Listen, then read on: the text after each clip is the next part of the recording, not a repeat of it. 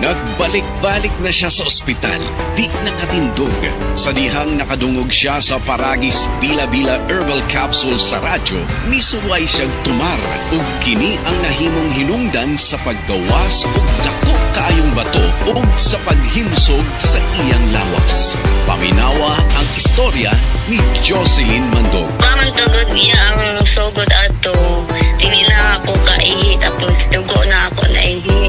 Tapos sakit na ako kayo tiyan. Tapos ing na nagani ko na mayuma daw ato. Dito ko sa Tambayon. Tapos niya ato, nagtig ako ng hirapal kaya nitawag si ate nga na mao atong Bila-Bila sa radyo na natungog niya. Nagtig ako duha ka tablet. Tapos pag ako man ato, di na dyan ako makapanaw ba, di na ako makatindog. Mao na ito, pagtik na ko ng duha ko pad, mao na ito dahil napasalamat ako na natanggal sa Bila-Bila Herbal Capsule, nilugwa ang dako ng pato. Sa pag-ihi ni mo, nigawas ang dako nga ba to? Aha. Gawas ko siya, dabi ka dako. Tapos ako siya giga ng, ako ba siya giga na asin man dahil ito na nabuo. Okay. Ya, sa karon, o saan ay gibati ni mo? Okay naman ako sa karon. Mao na ganito, nagpiti ako. Tulay, musman, pero malabo ang linya.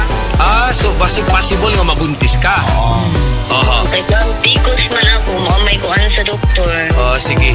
Pangalan ni mo tinuod apil-apilido o taga-asa? Jocelyn Manlod, taga Cambuayon, Jacket. Unsa sa unsa mang balatian at dunay Paragis Bila-Bila Herbal Capsule para nimo ug suwaybod ang Paragis Bila-Bila Herbal Coffee ug Paragis Bila-Bila Herbal Oil para sa kinahanglang alibyo.